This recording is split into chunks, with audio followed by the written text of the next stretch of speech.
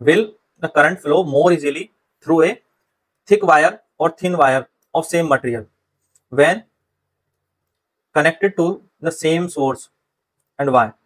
अगर मान लो हमारे पास दो वायर है, एक पतली है एक मोटी है, सेम लंबाई की, तो बताओ करंट किसमें इजीली फ्लो करेगा, थिक वायर में या थिन वायर में?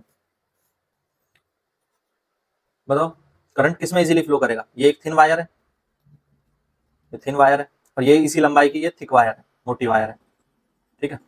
अब हमारे पास दो वायर है, किसमें इजीली करंट फ्लो करेगा? थिक वायर में। किसमें फ्लो करेगा? थिक वायर में, मोटी वायर में। क्यों? क्योंकि अभी आपने एक रेजिस्टेंस का फॉर्मूला पढ़ा, रेजिस्टेंस का फॉर्मूला क्या होता है? R is equal to rho L upon A. तो रेजिस्टेंस अगर जो है वो एरिया के, रेजिस्टेंस एरिया के इनवर्सली प्रोपोर्शनल है। एरिया बढ़ेगा तो रेजिस्टेंस घटेगा, और रेजिस्टेंस घटेगा तो फ्लो ऑफ करंट बढ़ेगा। अगर कोई मटेरियल जो है करंट के फ्लो को अपोज कम करेगा तो करंट का फ्लो आसानी से ज्यादा होगा। जो पतले वायर हैं वो करंट के फ्लो को ज्यादा अपोज करते हैं, मोटे वायर करंट के फ्लो को कम अपोज करते हैं। तो वायर कैसा यहाँ पर कौन सा बेहतर रहेगा? थिक वायर, ठीक है। ये तो वही समझाने की बात। अब आंसर को कैसे लिखेंगे देखो, आंसर को कैसे लिखना है ये इरेज कर देते हैं, और answer the current will flow, current will flow more easily through thick wire.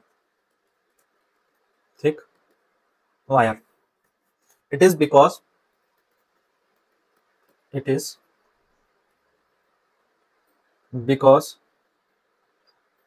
resistance of a conductor is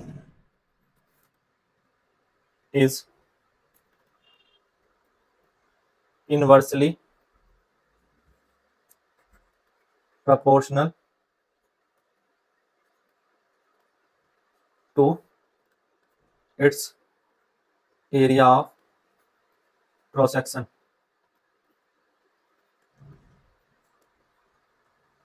If thicker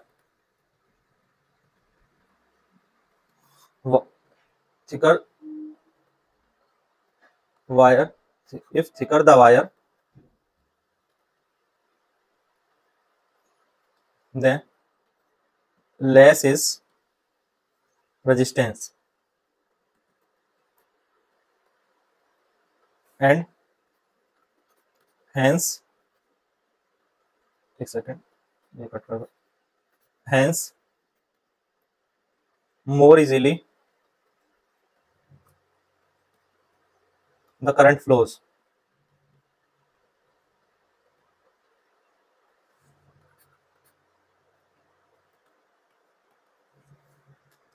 ठीक है, तो करंट किसमें इजी फ्लो करेगा ये क्लियर हो गया? थिक वायर में, ठीक है। थिक वायर में करंट इजीली फ्लो करेगा।